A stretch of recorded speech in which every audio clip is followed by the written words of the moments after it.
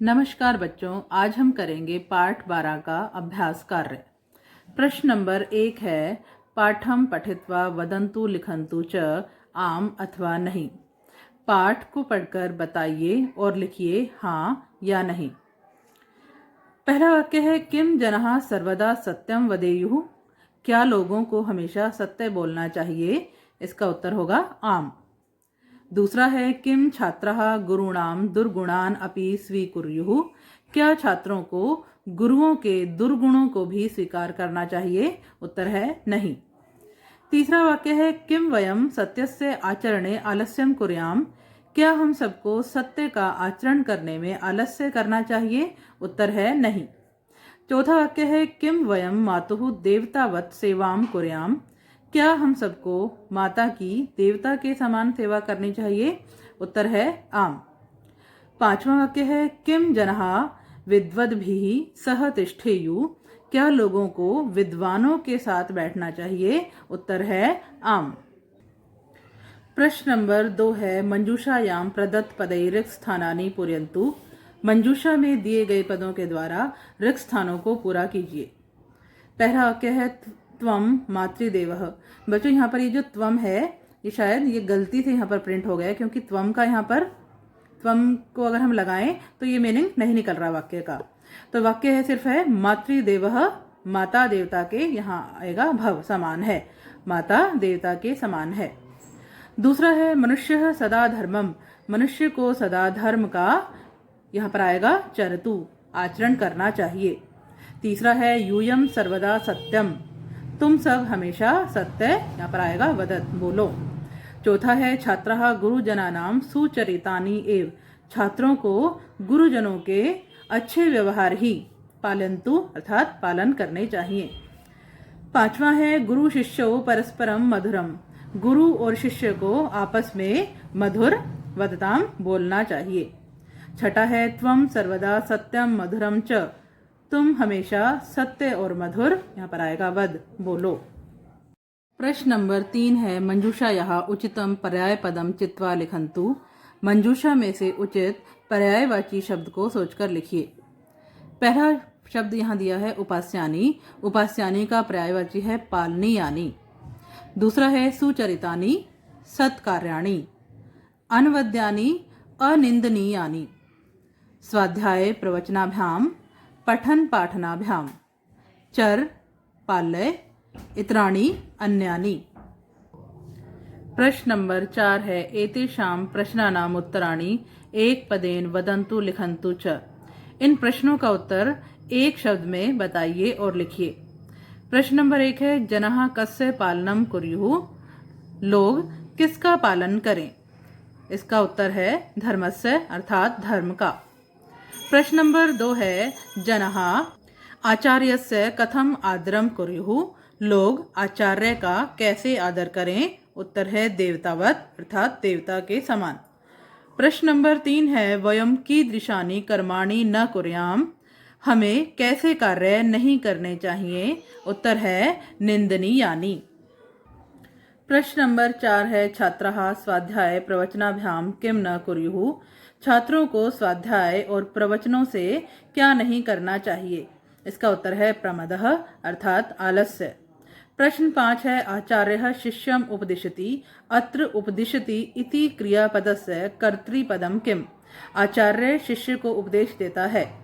इस वाक्य में जो उपदिशति जो क्रियापद है उसके कर्तृपद अर्थात कर्ता पद को बताना है, तो यहाँ पर कर्ता है आचार्यः। नंबर 5 है, एतेषां प्रश्नानाम् उत्तराणि पूर्णवाक्येन वदन्तु लिखन्तु च। इन प्रश्नों का उत्तर पूरे वाक्य में बताइए और लिखिए। प्रश्न 1 है, अध्ययनस्य पश्चात आचार्यः किम करोति। अध्ययन करने के बाद आचार्य क्या करते हैं?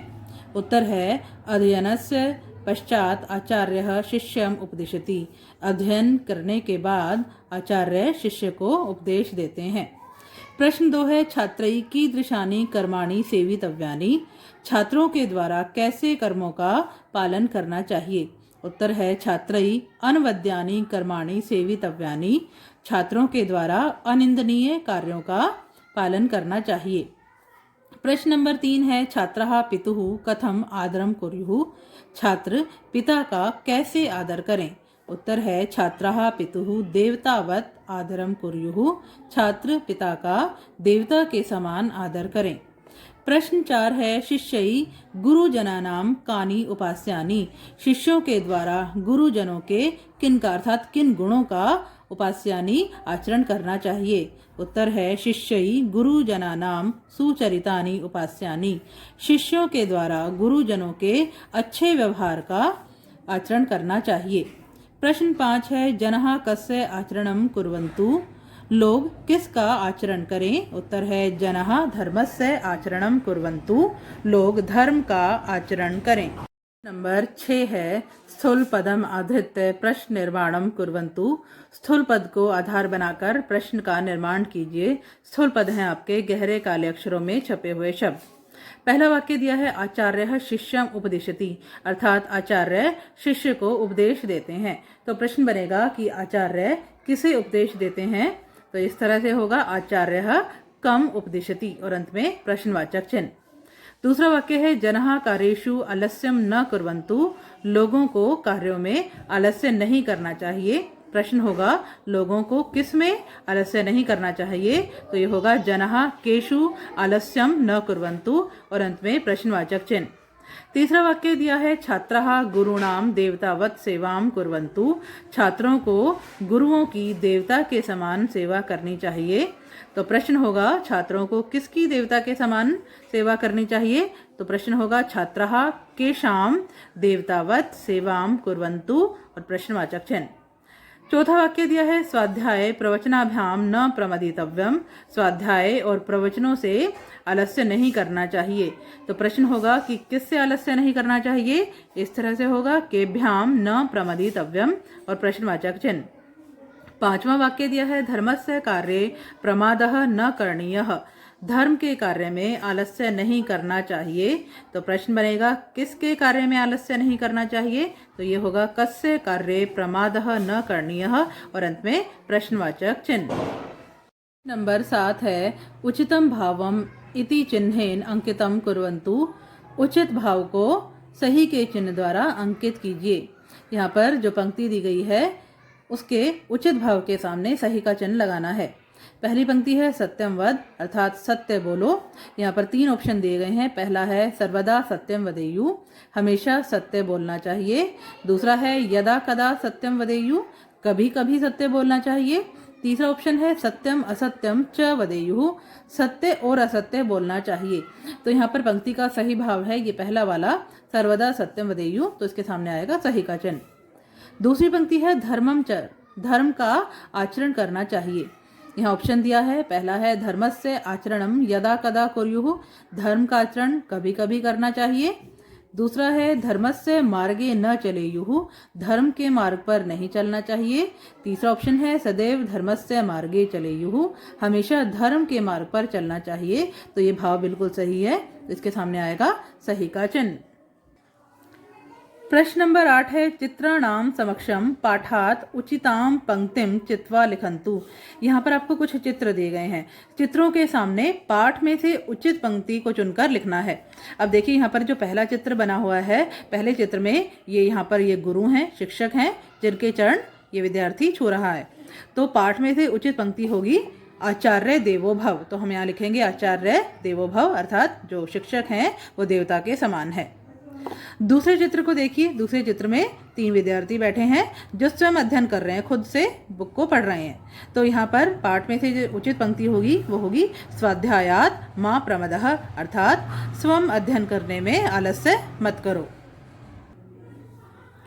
इसके बाद ये जो तीसरा चित्र दिया गया है, इस चित्र में बालक अपने पिता के चरणों को स्पर्श कर रहा है। तो यहाँ पर उचित पंक्ति होगी पितृदेवो भव, अर्थात पिता देवता के समान है।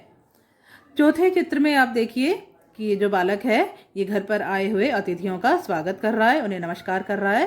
तो यहाँ पर उचित पंक्ति आएगी अतिथि देवो भव, अर्थात मेहमान देवता के समान है। तो बच्चों ये था आपके पाठ 12 का अभ्यास कार्य। उम्मीद है आप लोगों ने बड़ी अच्छी तरह से समझा होगा। बच्चों वीडियो देखने के लिए आप सबका बहुत बहुत धन्यवाद। मिलते हैं नेक्स्ट वीडियो में, तब तक के लिए नमस्कार।